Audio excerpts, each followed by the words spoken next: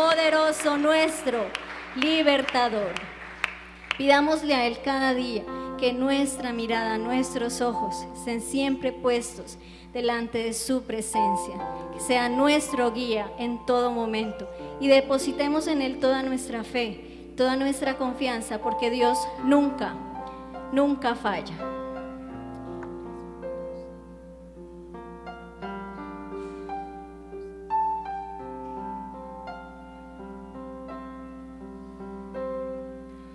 Tus ojos revelan que yo nada puedo esconder, que no soy nada sin ti, oh fiel Señor.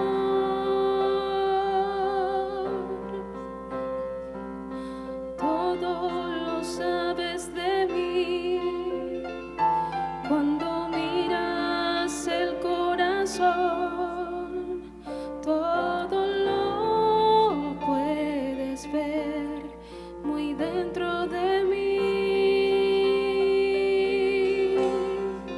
Llevas mi vida a una sola verdad, que cuando me miras nada puedo ocultar.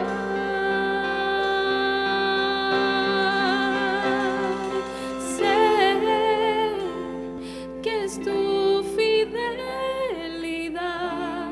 que lleva mi vida más allá de lo que puedo imaginar.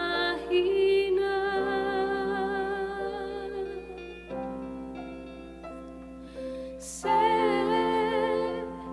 que no puedo negar que tu mirada puesta en mí me llena de tu paz.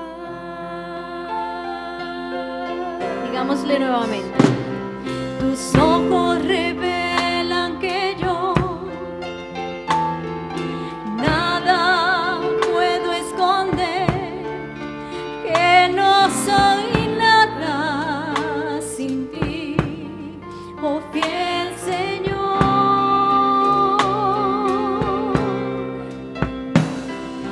Todo lo sabes de mí, cuando miras el corazón.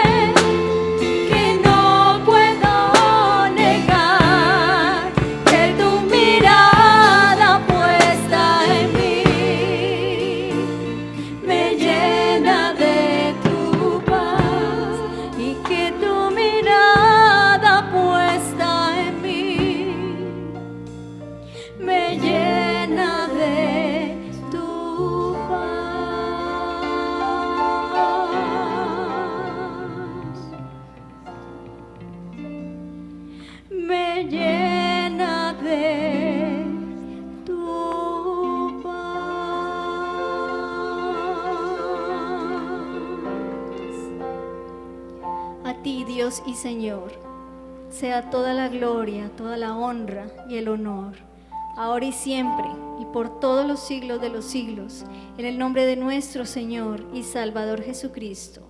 Amén y amén. Que el Señor les bendiga, hermanos. Esta mañana quiero que pensemos un poco. Siempre los tiempos presentes siguen dándonos mucho que pensar, mucho que sentir, ¿verdad?, en nuestros corazones. Entonces voy a pedirles que miren conmigo en la epístola a los Romanos, en el capítulo 5, Romanos capítulo 5, en el capítulo 5, los versículos del 1 hasta el 5. Capítulo 5, versículos 1 hasta el 5.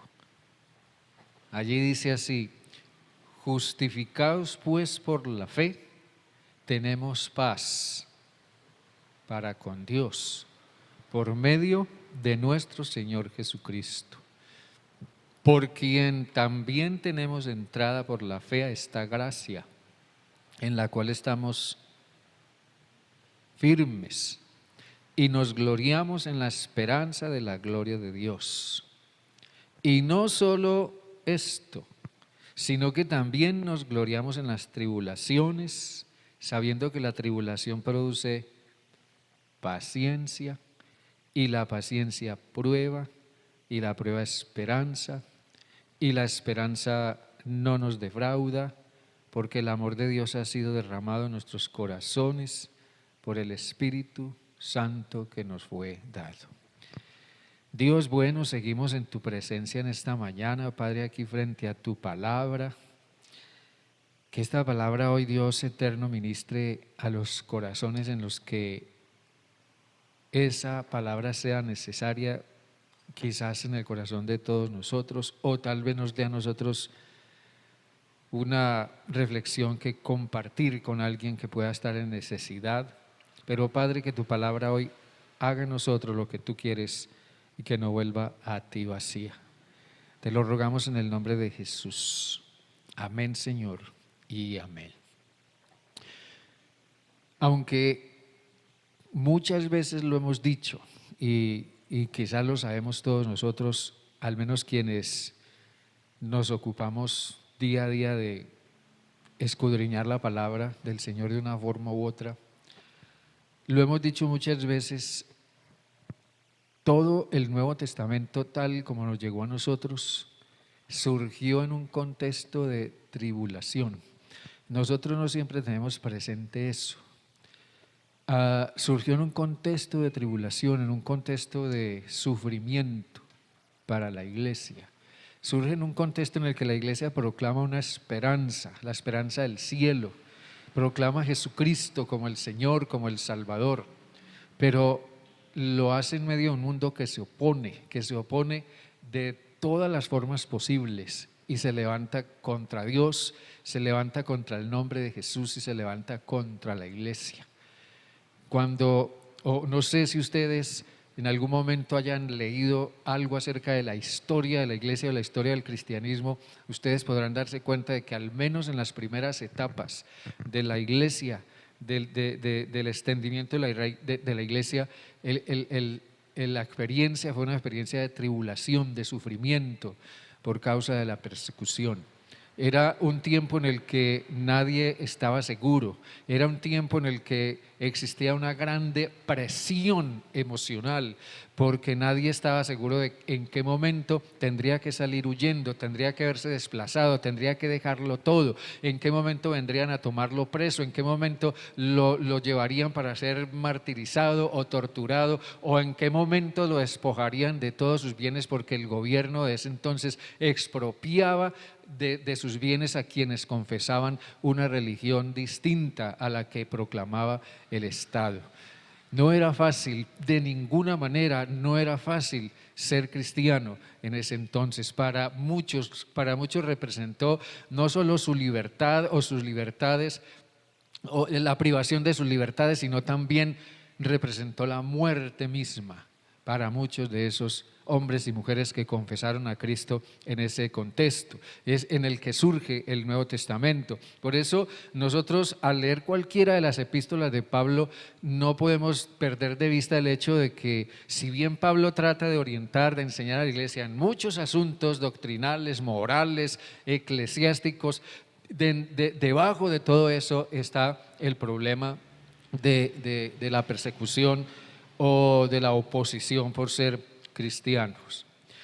Yo quiero esta mañana que pensemos en el tema enfrentando las tribulaciones a la luz de este pasaje que nos trae aquí la epístola a los Romanos, porque aquí Pablo nos presenta lo que a mí me parece un enfoque alentador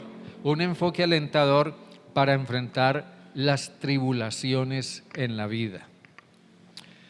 Yo encuentro que por lo que Jesucristo hizo en la cruz, según el apóstol Pablo comienza su reflexión aquí, por lo que Jesucristo hizo en la cruz, Dios abrió plenamente, totalmente, la posibilidad de ser perdonados plenamente, que es, yo pienso, la experiencia que muchos o todos nosotros hemos tenido o hemos llegado a comprender. Dios nos ha perdonado plenamente en Jesucristo. Pero cuando nosotros reconocemos nuestro pecado y nos damos cuenta de que no hay nada, absolutamente nada que nosotros podamos hacer al respecto, y creemos que Jesucristo pagó por todos nuestros pecados en la cruz, entonces cuando nosotros creemos en eso, Dios nos perdona. Y ese perdón, dice Pablo, se traduce en justificación. Por eso Pablo comienza diciendo que hemos sido justificados por la fe. Se entiende por la fe en Jesucristo, y ahora hemos sido puestos en paz con Dios. Estamos en paz con Dios por lo que Jesucristo hizo. Y ser justificado significaba ser declarado inocente y libre de culpa por solamente creer. Qué lindo suena todo hasta allí, ¿verdad? Eso realmente es maravilloso. Eso pone al creyente, al que cree, lo pone en una dimensión de esperanza de llegar al cielo. Amén por eso. ¿Sí o no? Eso nos pone en una dimensión de esperanza de llegar al cielo. Por eso nosotros tratamos de vivir de tal manera que un día, cuando el Señor nos llame a la eternidad, nosotros vamos a la casa del Padre, vamos a la presencia de Dios. Por eso cuando un ser querido nuestro que ha puesto su fe en Jesucristo, cuando un hermano de nuestra iglesia parte a la eternidad, podemos decir con toda seguridad: se fue a la presencia del Señor. Esa es la esa es la esperanza cristiana absolutamente cierta. Es en eso en lo que nos enfoca todo el Nuevo Testamento, la esperanza del cielo. Pero en lo que Pablo ahora reflexiona un poco más adelante es en el entretanto. Entiéndame bien, Pablo ahora reflexiona en el entretanto. Espiritualmente, el cielo es nuestra perspectiva. Desde luego que sí, nuestra perspectiva, al menos en el sentido en el que el apóstol Juan en el libro del Apocalipsis la describió. Juan, hablando del cielo, de lo que realmente llegará a ser nuestra experiencia en el cielo, el apóstol Juan decía: y ya no tendrán hambre ni sed, y el sol no caerá más sobre ellos, ni calor alguno, dice el apóstol Juan en Apocalipsis. Esa es una perspectiva maravillosa del cielo. Y más adelante el mismo apóstol Juan dice también algo todavía más sorprendente. Dice: enjugará Dios toda lágrima de los ojos de ellos, y ya no habrá más muerte, ni habrá más llanto, ni clamor, ni dolor, porque las primeras cosas pasaron. Maravillosa esa perspectiva del cielo, ¿verdad? esa perspectiva del cielo. Eso es lo que la palabra del Señor nos asegura, nos promete que nos espera a quienes, manteniendo nuestra fidelidad en Cristo, un día habremos de partir a la eternidad. Sin embargo, a la luz de todo eso, necesitamos mantener nuestros pies sobre la tierra. Todos los días, por la gracia y la misericordia de Dios, nosotros nos despertamos en la mañana y no debemos olvidar de que todavía seguimos con nuestros pies sobre la tierra. El cielo sigue siendo una perspectiva verdaderamente cierta, pero es una perspectiva diferente a la dimensión en la que nosotros vivimos en la tierra. Nosotros continuamos viviendo en un mundo ambivalente, continuamos viviendo en un mundo de circunstancias cambiadizas, continuamos viviendo en un mundo de dolor, en un mundo de sufrimiento, en un mundo de incertidumbre, en un mundo de luchas, en un mundo de miedos. Seguimos viviendo en un mundo absolutamente imperfecto, al cual de una forma u otra nosotros pertenecemos y el cual de tiempo en tiempo nos afecta, como está afectando o nos está afectando a muchos de nosotros hoy día. Todavía mantenemos nuestros pies sobre la tierra. Vivimos en un mundo, en otras palabras, en un mundo de tribulaciones, tal y como el salmista lo llamó. Todavía vivimos o estamos peregrinando en este valle de lágrimas. O como lo dijera también en el Salmo 23, en este valle de sombra de muerte. A la luz de la esperanza que tenemos en la eternidad, lo que nosotros experimentemos aquí en la tierra puede parecernos desconcertante y abrumador, siendo que el cielo se nos presenta con esa perspectiva luminosa, extraordinaria, maravillosa, en donde no habrá muerte, ni dolor, ni llanto, ni enfermedad, ni calor, ni hambre, ni nada de eso. Nosotros no podemos dejar de preguntarnos, pero si eso es el cielo, si eso es lo que nos espera, ¿por qué nos pasa lo que nos pasa aquí en la tierra? Si yo ya soy salvo, si yo ya soy perdonado, si he sido justificado, si ya soy un hijo, una hija de Dios, si yo ando fielmente al Señor, en el Señor, si yo soy una persona que oro, que trato de vivir la palabra del Señor día a día, ¿por qué me pasa lo que me pasa? No podemos dejar de preguntarnos cómo es posible que a nuestra hermana Felisa Díaz se le muera su esposo y 8 días después se le muere su hijo. A la hermana Elizabeth Guardo se le murió la semana pasada su hermana y ayer se le murió otra hermana. ¿Qué palabras podemos tener para eso? Eso simplemente sigue recordándonos que vivimos en un mundo de tribulaciones para lo cual nosotros no siempre tenemos una palabra o una respuesta, y nuestras palabras de consolación se quedarían absolutamente cortas. Ese es el mundo en el que vivimos. A la luz de la eternidad, todo eso nos parece desconcertante y abrumador.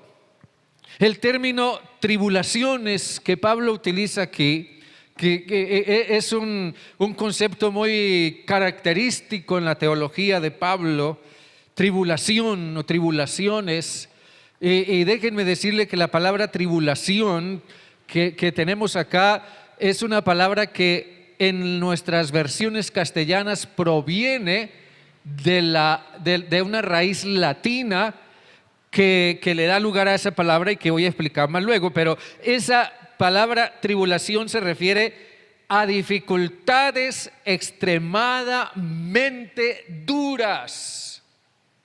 No se refiere a los problemas cotidianos que podemos experimentar día tras día y los cuales a veces simplemente podemos solucionar de alguna manera. No, esta palabra se refiere a dificultades extremadamente duras, inexplicables, inconcebibles.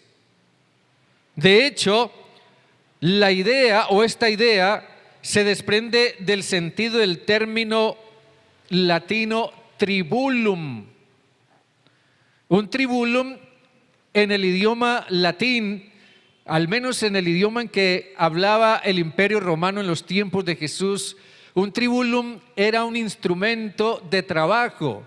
Podía ser una piedra de moler para trillar grano, o podía ser también un palo al que le clavaban tal vez algún tipo de dientes o de muelas para golpear el grano y desprenderlo de donde fuera necesario.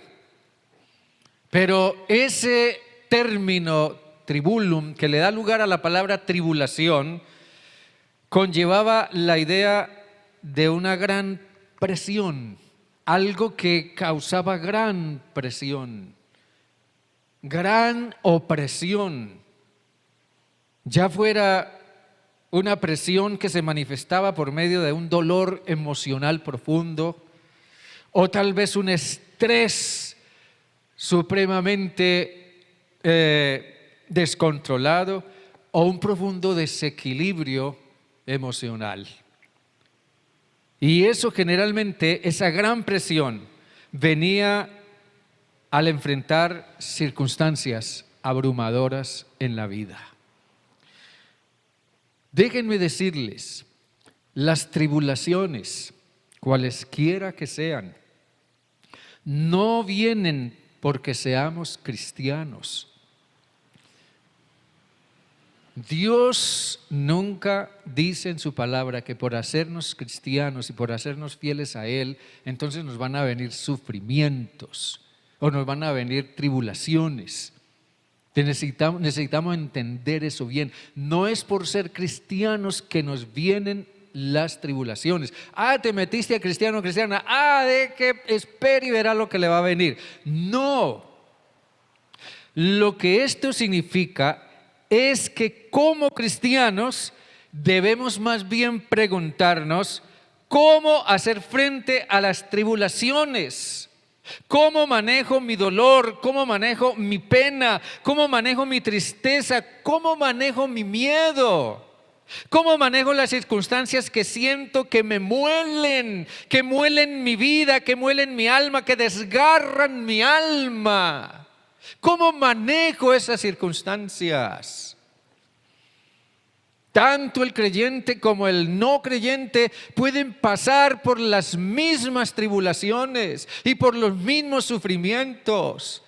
De hecho, hoy en día estamos sufriendo tanto creyentes como inconversos en el mundo. Todos estamos pasando por las mismas tribulaciones. Pero solamente el creyente cristiano puede, mediante la guía del Espíritu Santo, preguntarse: ¿cómo hago para hacer frente a mis tribulaciones? ¿Cómo manejo esta situación? Aquí, a la luz de la palabra, yo quiero subrayarles varias cosas con respecto a esta pregunta. La primera es que las tribulaciones pueden ser vistas de una manera positiva. Por más extraño que parezca, las tribulaciones pueden ser vistas de una manera positiva. Todo depende de su actitud, de que usted quiera verlas así. Porque si usted no quiere verlas positivamente, pues ni modo. Pero mire lo que dice la primera parte del versículo 3. Mire lo que dice: y no solo esto, sino que también nos gloriamos en las tribulaciones. ¿Se ha puesto usted a pensar en eso? Nos gloriamos en las tribulaciones. A mí me parece que es alentador que la palabra de Dios nos plantee esa perspectiva. De veras, es como si Dios, en medio de nuestro dolor y de nuestra pena, en medio de nuestra pérdida, en medio de nuestra tribulación, Dios se acercara y nos dijera: yo sé por lo que estás pasando, pero ten ánimo, no todo está perdido. ¿Sí o no? No todo está perdido. Es alentador eso. La palabra gloriarse, que también es característica de Pablo, gloriarse aquí es un término que, según el contexto en el que aparece, pues tiene un significado específico. Y aquí la palabra gloriarse significa alegrarse, alegrarse. Digamos, sentir un cierto contentamiento, sentir una cierta satisfacción. Pero déjenme explicar esto. Es la misma idea de Santiago, creo que hablé de eso hace como 8 o 15 días. Es la misma idea de Santiago cuando dice: tengan por sumo gozo cuando se hallen en diversas pruebas. O sea, alégrense cuando se encuentren pasando por pruebas o por tribulaciones en la vida, alégrense. Pero la pregunta que nosotros o muchos se hacen es: bueno, ¿cómo así que alegrarme cuando estoy sufriendo? ¿Cómo así que alegrarme cuando acabo de tener tal pérdida como la que tuve? ¿Cómo alegrarme cuando acabo de experimentar la muerte de 2 seres queridos íntimamente cercanos a mí? ¿Cómo puedo alegrarme en medio de tal sufrimiento? Sin embargo, la palabra de Dios sigue diciéndonos: tengan por sumo gozo, alégrense cuando se hallan en diversas pruebas.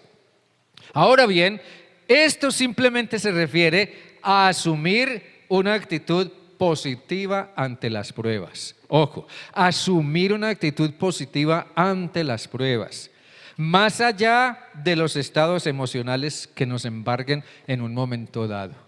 No se trata de no sentir tristeza, no se trata de no sentir dolor, no se trata de no llorar, no se trata de no sentir una pena profunda como es natural y es necesario. No se trata de eso. Se trata de ver, de mirar o de asumir, mejor, asumir aún en medio de nuestro dolor una actitud positiva ante las pruebas. Obsérvese que aquí hay 2 cosas por las cuales Pablo dice que podemos o debemos gloriarnos. Una es en la esperanza de la gloria de Dios. A nosotros nos alegra profundamente, indescriptiblemente nos alegra el saber que un día vamos al cielo. ¿Sí o no? Amén. Un día vamos a la presencia del Señor y eso nos alegra, nos emociona, eso nos motiva, es una esperanza maravillosa. Pero otra cosa que Pablo dice es: mientras tienen sus pies en la tierra, entonces también alégrense en las tribulaciones. Ahora bien, si nuestra esperanza es el cielo, y eso es lo más infinitamente valioso, nosotros vamos como en una carrera día tras día hacia el cielo, pero las tribulaciones tienden a sacarnos de la carrera dependiendo de cómo las manejemos. En el fondo de todo esto, el creyente cristiano sabe que las tribulaciones acrecientan más su esperanza de la gloria de Dios. Amén. ¿Cómo es que decía el apóstol Pablo? Decía que las cosas que nosotros experimentemos aquí son poca cosa comparadas con el eterno peso de gloria que nosotros habremos de experimentar en el cielo. Entonces, el creyente que sufre, el creyente que padece, el creyente que pasa por un proceso de duelo o por un proceso de pérdida o por una profunda frustración, o el creyente que está llevando una pena sumamente amarga en su corazón, él en el fondo de su corazón puede darse cuenta de que aún esa circunstancia acrecienta en él la esperanza de la gloria de Dios. Eso por una parte. Entonces, las tribulaciones pueden ser vistas de una manera profundamente positiva. Pero por otra parte, las tribulaciones son la oportunidad, o son una oportunidad para abrirnos a nuevas posibilidades de crecimiento. Las tribulaciones son una oportunidad para abrirnos a nuevas posibilidades de crecimiento. Los versículos, la segunda parte del versículo 3 y el 4 dicen, miren bien, sabiendo que la tribulación produce paciencia, y la paciencia prueba, y la prueba esperanza. ¿Ven eso? Aquí dice Pablo que la tribulación sirve para algo. Partamos de ahí. La tribulación sirve para algo. No siempre nosotros nos imaginamos ni estaríamos dispuestos a aceptarlo de, bueno, pero ¿cómo puede servirme para algo sufrir? Pablo dice aquí que la tribulación sirve para algo, porque dice que produce. La tribulación produce algo. Es como si la tribulación fuera una semilla. Cuando esa semilla se siembra, el fruto es la paciencia y la prueba y la esperanza. Entonces ya por ahí Pablo nos va llevando y nos va mostrando para qué sirve la tribulación. Sirve para algo porque produce. La tribulación de todas maneras conlleva una oportunidad. Nosotros no debemos olvidar eso de que la tribulación implica en sí misma una oportunidad. El idioma coreano entiende el término crisis en dos sentidos. En el coreano la palabra crisis significa conflicto y oportunidad. Es una palabra compuesta con el concepto de conflicto, pero al mismo tiempo el conflicto conlleva una oportunidad. Es lo mismo para la palabra tribulación. Ahora observe usted, piense en la paciencia. ¿Qué concepto tiene usted de la paciencia? Nosotros pensamos que la paciencia está más relacionada con resignarnos. Entonces le damos a la resignación un cierto sentido un tanto negativo. Sí, pues hasta aquí llegué, hasta aquí llegó todo, aquí se acabó todo para mí, aquí se me acabó la vida, aquí se me acabó el gozo, aquí se me acabaron los sueños, aquí se acabaron mis oportunidades, hasta aquí llegué. Yo me resigno, me rindo. La paciencia no es meramente resignación.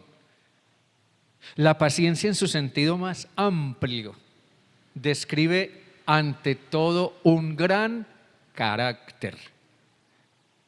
Un gran carácter.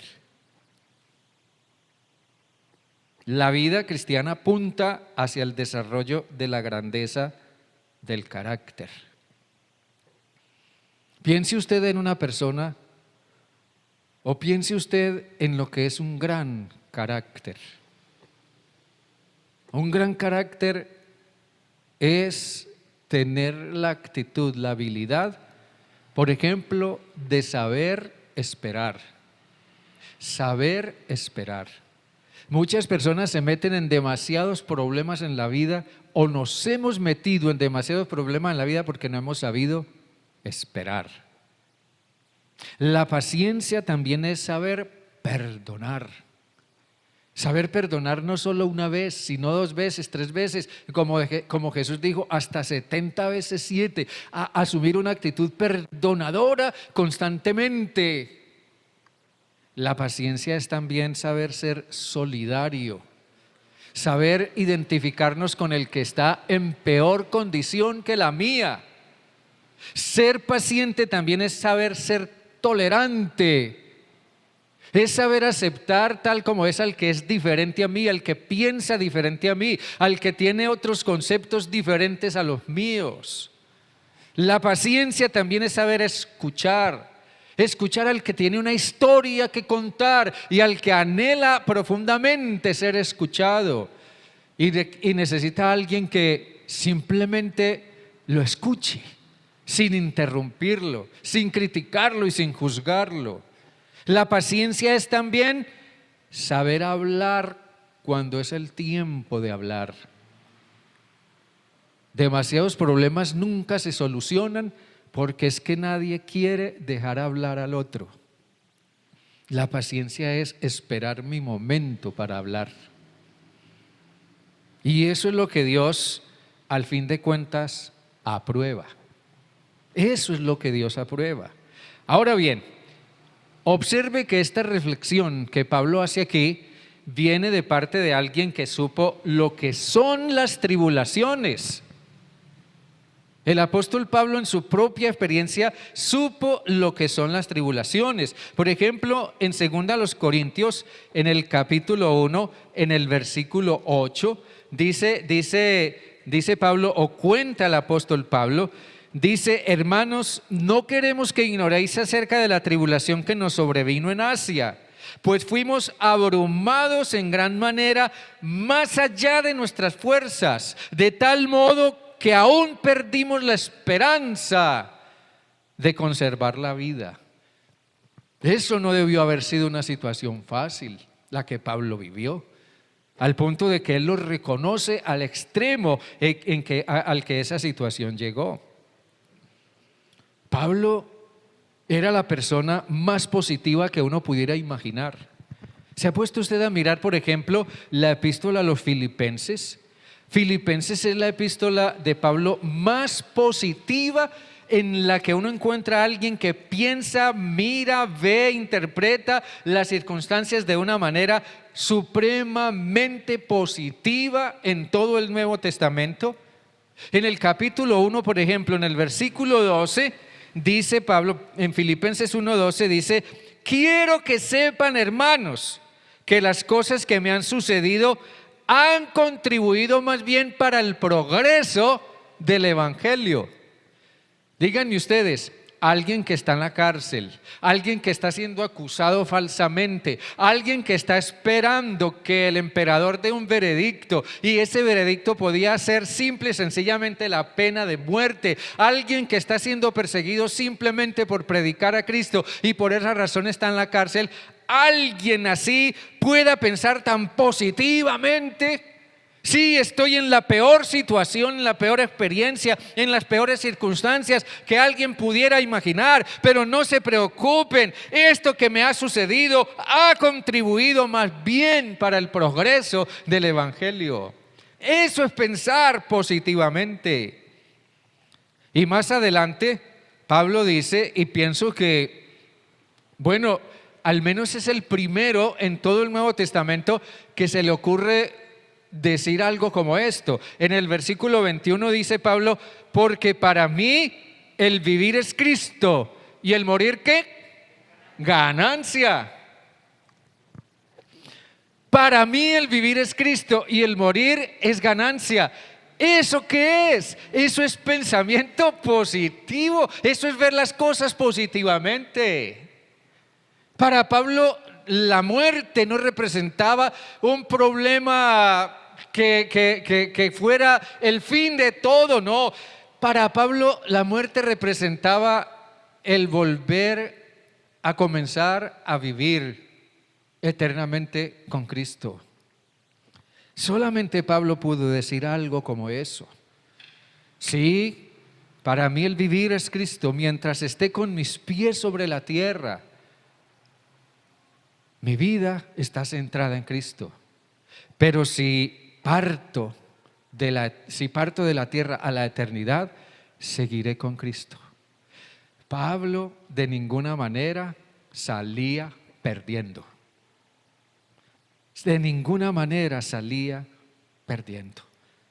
Pablo era la persona más positiva que uno podía imaginar. Nosotros experimentamos sufrimiento, sí. Lo vivimos, lo hemos vivido, quizás lo habremos de experimentar mañana o pasado. ¿Qué pueda suceder? No sé, nadie lo sabe.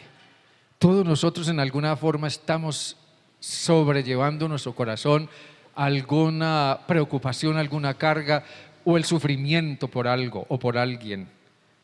Pero es increíble cómo Dios puede tomar ese sufrimiento y usarlo como algo que nos ayuda a crecer, nos ayuda a confiar más en Dios, nos ayuda a ser más fieles a Dios, nos ayuda a ser más firmes en Cristo, nos ayuda a ser mejores personas, nos ayuda a desarrollar un gran carácter cristiano.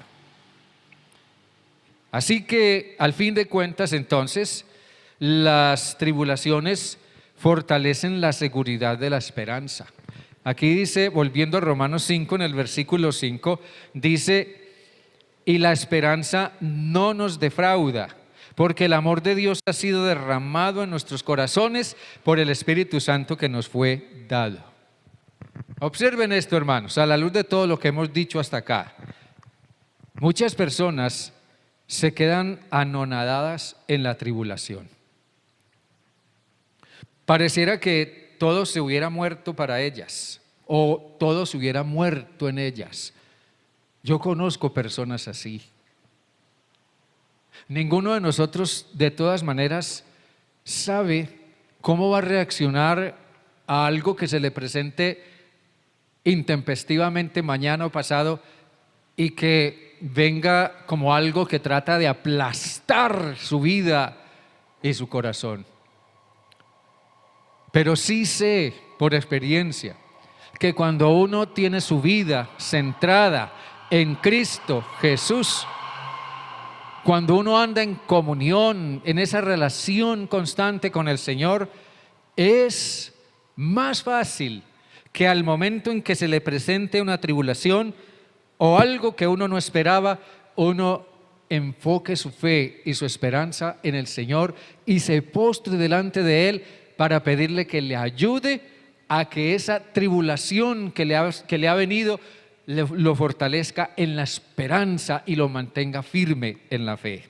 Pero muchas personas se quedan anonadadas en la tribulación como si todo se les hubiera muerto, como si todo hubiera muerto para ellas o dentro de ellas, o como si no hubiera más esperanza. No obstante, la esperanza como tal es el recurso que nos hace ver que la vida tiene que continuar. Es la esperanza el recurso que nos hace ver que la vida puede reiniciarse otra vez, puede ser reconstruida otra vez. Y la paciencia, a la luz de eso, es la capacidad de aceptar lo que no puedo cambiar. Hay cosas que ya no podré cambiar, hay cosas que ya no regresarán, hay seres queridos que se han ido que ya no volverán, hay cosas que no cambiarán. Y la paciencia me ayuda a aceptar paulatinamente lo que no puedo cambiar. Pero la esperanza es lo que nos mueve hacia adelante, es la capacidad de comenzar de nuevo a reconstruir nuestra vida. Estaba leyendo acerca de la experiencia del famoso compositor alemán Beethoven. Beethoven con el tiempo fue quedándose sordo y él decía: esto es lo peor que puede sucederle a un músico. Pero cuando Beethoven comprendió que su sordera era un hecho irreversible, él dijo: creo que ha llegado el momento de tomar la vida por el cuello. Con eso él estaba queriendo decir: ha llegado el momento de vivir la vida, de continuar con la vida a pesar de lo que me esté pasando. Pero aquí surge una pregunta: ¿a qué esperanza específicamente se refiere Pablo? La esperanza es presentada aquí como algo que impide que nos hundamos. Es solo la esperanza lo que puede impedir que nos hundamos. Es la actitud de hacer frente al dolor y sobreponernos con entereza. Sea lo que sea que nos haya sucedido o nos llegara a suceder, es la convicción, es la seguridad, es la disposición de que saldremos adelante decididamente. Podremos haber perdido tal o cual cosa, podremos haber perdido a tal o cual ser querido y eso es profundamente doloroso, pero también en el fondo de nuestro corazón saber que aún tenemos una vida por vivir y no nos veremos desilusionados, dice Pablo aquí. Esa esperanza no nos defrauda, no nos veremos desilusionados porque el amor de Dios está con nosotros. Hermanos queridos, de todas maneras, esto no es algo que se dé ni de manera mágica, ni de la noche a la mañana. En realidad es un proceso en el cual Dios va tratando con nosotros. Es un proceso en el cual Dios va tratando con nuestro dolor, con nuestra ira, con nuestro miedo. Dios va tratando con nuestra frustración. Dios va tratando con nuestra pena. Es un proceso en el cual Dios nos va consolando y nos va haciendo ver poco a poco otras perspectivas en la vida.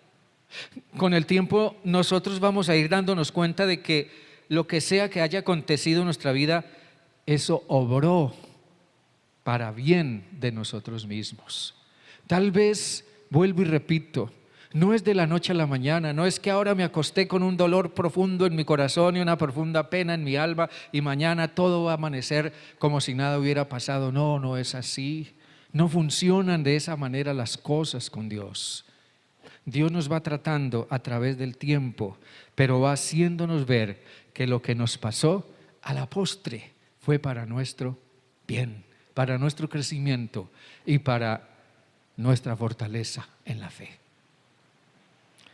Seguiremos experimentando tribulaciones. No lo olvidemos. Que ¿por qué me siguen viniendo sufrimientos? ¿O por qué me siguen viniendo pruebas? A eso la respuesta sí es muy sencilla. Es que todavía vivimos en un mundo imperfecto. No lo olvides. Sigues experimentando luchas, problemas, pruebas, o habremos de experimentar tribulaciones. No lo olvidemos, todavía no estamos en el cielo, estamos en el mundo, pero con la esperanza de la gloria de Dios. Amén, hermanos. Amén. Dios me les bendiga.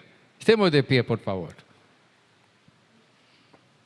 Dios bueno, te alabamos, te exaltamos, Señor, esta mañana. Te damos gracias por este tiempo precioso, por nuestro tiempo de oración esta mañana.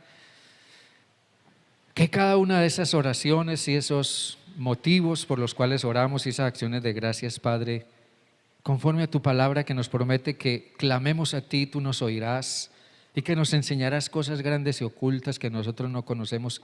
Dios, que esto se haga realidad porque sabemos que tú recibes nuestra oración. Y porque hemos visto respuestas a la oración muchas veces y por eso te damos gracias, Dios. Pero también te damos gracias por la alabanza, por el gozo con el cual podemos cantar y exaltar tu nombre, tu presencia, por todo lo que eso nos enriquece. En este momento, Señor, en este momento acompañamos espiritualmente a las personas que sufren. Acompañamos espiritualmente a nuestros hermanos y hermanas que sabemos que están sufriendo, a quienes están preocupados, a quienes están cargados en su corazón por alguna ansiedad, por alguna preocupación, por algún miedo, por alguna tristeza. Solo tú lo sabes, Señor. Pero Padre, tú que eres Dios y Padre de toda consolación, tráenos esa consolación que solamente tú nos puedes dar. Tomamos esta palabra, Señor, y te damos gracias por la esperanza de la gloria del cielo. Pero entre tanto, Señor, que tu mano poderosa nos fortalezca mientras todavía caminamos con nuestros pies sobre esta tierra.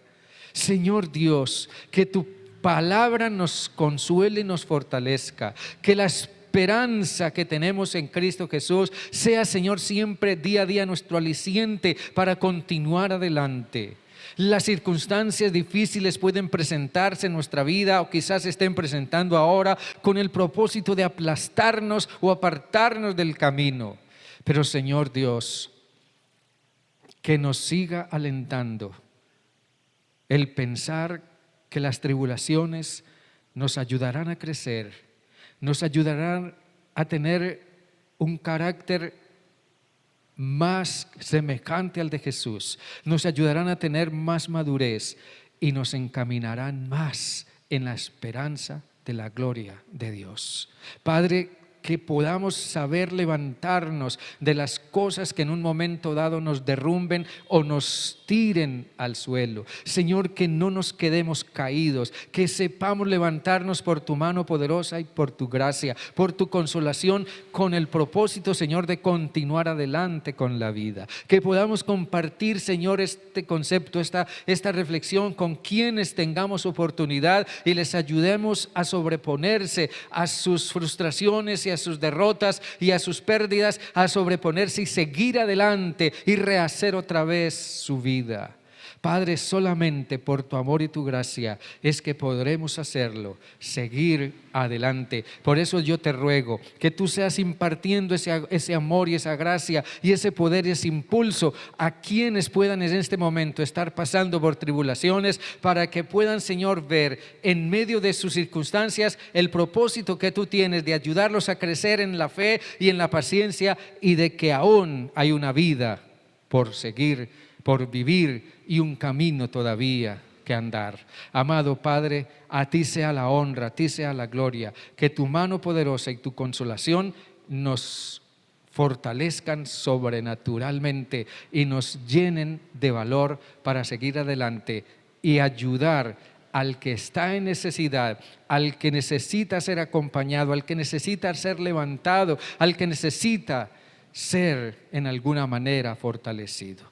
Padre, que no olvidemos lo que tu palabra nos enseña, que los que somos más fuertes sobrellevemos las flaquezas de los que están en debilidad. Padre, a ti sea la honra y la gloria y la alabanza por siempre, en el nombre de Jesús. Amén y amén. Dios me les bendiga, mis hermanos, grandemente. Dios les guarde.